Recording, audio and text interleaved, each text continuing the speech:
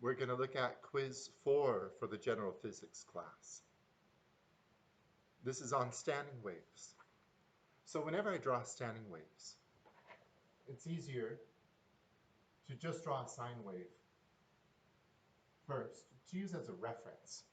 On this sine wave, I can pretend this is some standing wave of some arbitrary length.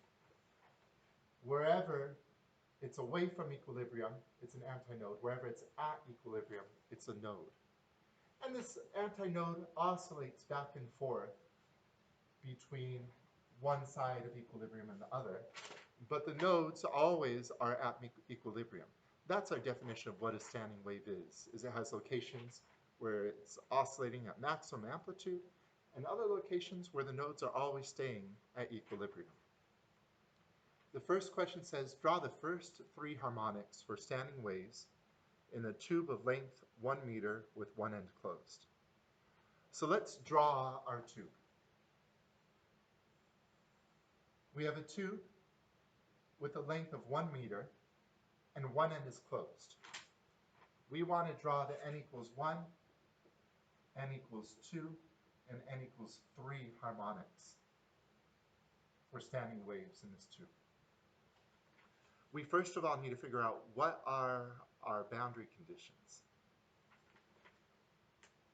The end that's closed doesn't allow air to move back and forth. An air molecule right here is stuck. It cannot oscillate back and forth. So we're going to call that a node.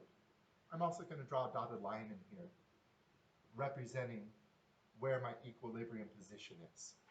Above that equilibrium position is where there's a higher density of air, below is where there's a lower density.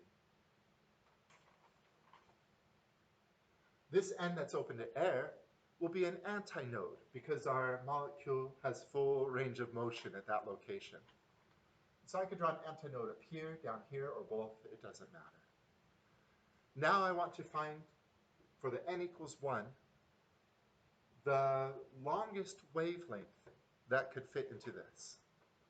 So I want to go over here and I want to start at an antinode corresponding to this end and see how far do I go until I reach the first node. And I only need to go that far. Here's an antinode, there's a node. So I want to draw this wave, this standing wave, in here.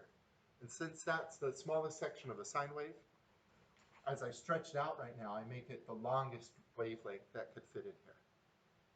And this is my n equals 1 wavelength for one end open, one end fixed, or n equals 1 standing wave. I could also draw a dotted line here if I would like, or another solid line. Doesn't matter, people draw them different ways. I like to just draw it with a 1 line right there. Let's do the n equals 2 standing wave. What that means is we're going to start at our antinode, because this side is still going to be an antinode. This is a node. And this side is still going to be a node. But we're going to start at an antinode. We already went to this node. That was our n equals 1. Where's the next node? And our next node is right here. That's going to correspond to the n equals 2 standing wave. And so I want to draw a wave that looks like this, and I want to fit it in here. It'll look something like this. I went below that a little bit. You know what I'm trying to draw, I hope. Let's see if I can make it look better. There we go. This is my n equals 2 standing wave. Let's do the same thing for our n equals 3 standing wave. We go to our next node, which is located here. We want to draw a wave from this antinode to this node and fit it inside of here. It might help if I give myself little points that I want to pass through. So I'm going to start at antinode, go through another node, and we end at a node. So we have a node on this side, antinode at this side. My boundary conditions are set and they're working. And this is 0 nodes in between the ends, 1 node in between the end, and 2 nodes in between the end. It looks like I did a good job of finding the n equals 1, n equals 2, and n equals 3. Now the other thing we've got to do is find out what are the wavelengths associated with this. Now you could have memorized the equation, but lots of people memorize the inverse of the correct equation. And so memorizing it isn't as good as trying to figure it out from here. Right here, I have 1/4 of a wave showing. Therefore, if I drew 4 of these, I would get a total wavelength. This is 1/4 of a wave. This goes to 1/2. This goes to 3/4, and I could continue on, and I could end at 4/4 of a wavelength. In other words, my wavelength for my n equals 1 is equal to 4 times L. I give you L, so it's equal to 4 meters. For this one, we see 3/4 of a wavelength. It's very easy to break up sine waves into quarters, and so that's how I figure out these wavelengths. 1/4 from here to here, 1/4 from here to here, 1/4 from here back to here. The quarters are from when it goes from an antinode to a node, to an antinode to a node, to an antinode. Each of those is 1/4 of a wavelength. And so right here I see 3/4 of a wavelength. I can right away say that L is equal to 3/4 of a wavelength. I know that a wavelength should be longer than L. And so it makes sense when I solve for a wavelength that it's equal to 4L over 3. Some people wrote that the wavelength is equal to 3/4 L in here, and you got the concept backed up, or backwards, inversed. Because 3/4 L is only going to be this long, and clearly we don't have an entire wavelength within this length. So rather you have to write the relationship that you know, this length L is equal to 3/4 of a wavelength, and then solve for the wavelength. So this is equal to 4/3 meters. Finally, we do have an entire wavelength here. A wavelength is when it goes from one point to the point where it starts to repeat itself. So that I don't mess anything up, I'm still going to break it up into quarters. We have 1/4, 2/4, 3/4, 4/4, 5/4. And I know my length L is equal to 5/4 of a wavelength.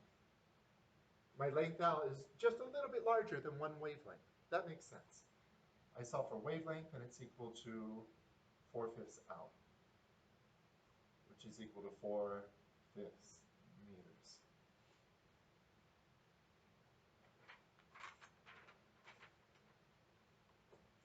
The next question I ask is, what is the frequency of the sound from the n equals 2 harmonic? So I'm asking, what is the frequency of the sound from right here? I boxed this out. That's not one of my answers. I was just emphasizing that. But my answers are wavelength for n equals 1 is that, wavelength for n equals 2 is that, wavelength for n equals 3 is that. We're curious about this. I ask, what is the frequency of that sound? We have an equation that relates wavelength and frequency. Velocity is the velocity of air. Wavelength we have as 4/3 meters. And we're solving for frequency. So frequency is equal to 340 times 3/4.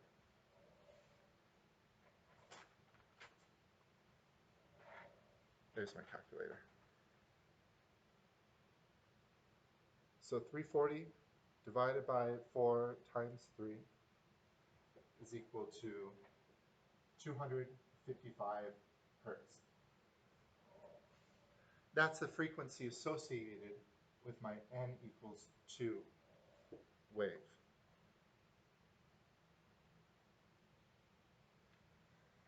Okay, let's go on to the next question. We're going to go to question 3.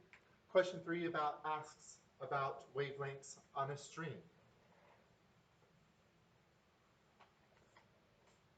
Draw the first 3 harmonics for a wave on a rope of length 3 meters with both ends fixed. So here's my rope. My length is 3 meters. Both ends are fixed. If both ends are fixed, that means they're both going to be nodes with the standing wave. I want the n equals 1, n equals 2, and n equals 3.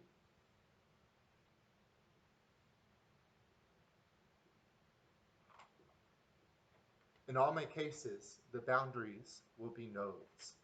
And so now let's see, for n equals 1, what is the smallest segment of a wavelength which I can stretch to fit on that string? I have to start at a node, so let me get a different color. Let's start at this node, and I want to end at a node. So the next node we get to is this one. I want to somehow fit this wave onto this string. I'm just going to draw it like this.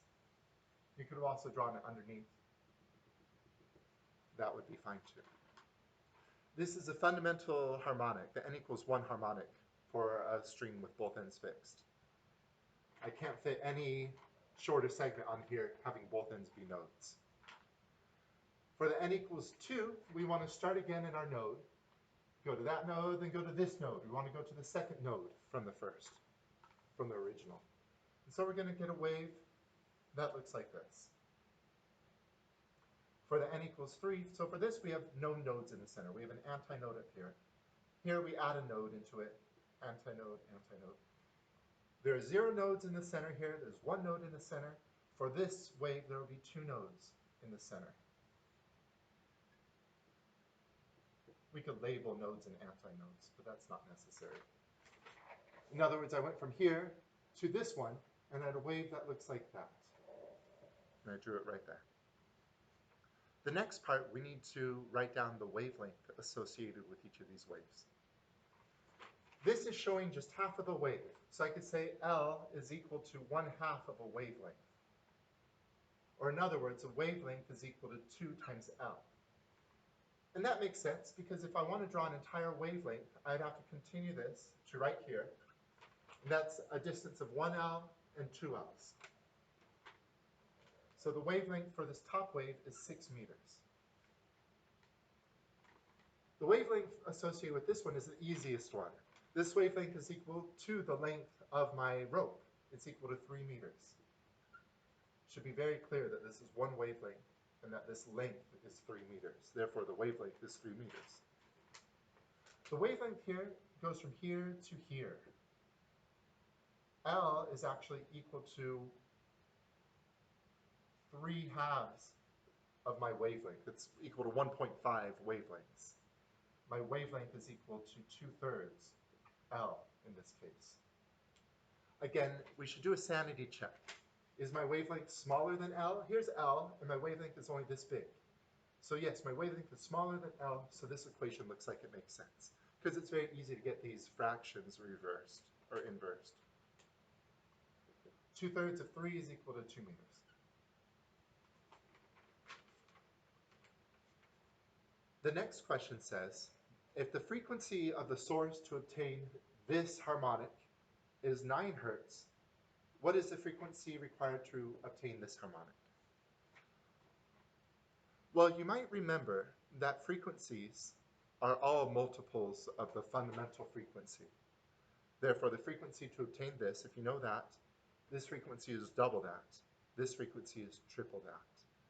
So that's one way you could solve for it right away, but let's pretend you don't remember that equation. We still have a different equation that relates frequency and wavelength, and that's this one. Velocity equals wavelength times frequency. Earlier we used this equation, and velocity was the speed of sound.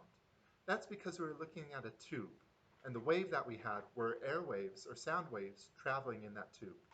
Right now we don't have sound waves, we have waves on a stream. And so the velocity corresponds to the velocity of a wave on this rope.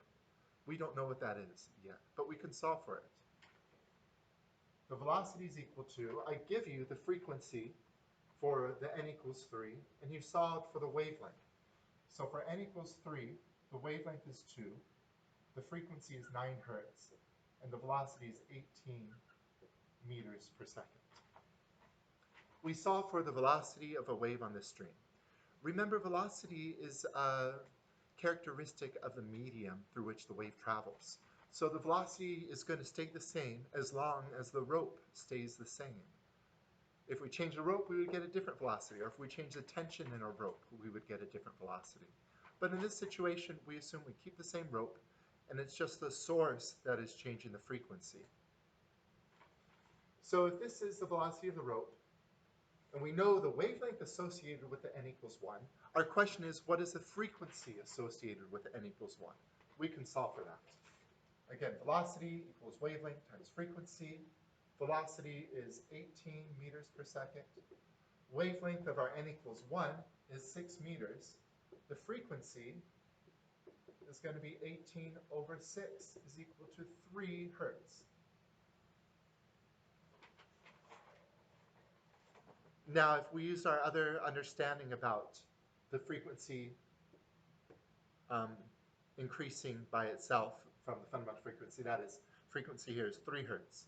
That means frequency for the n equals 2 should be 6 hertz. That means frequency for the n equals 3 should be 9 hertz.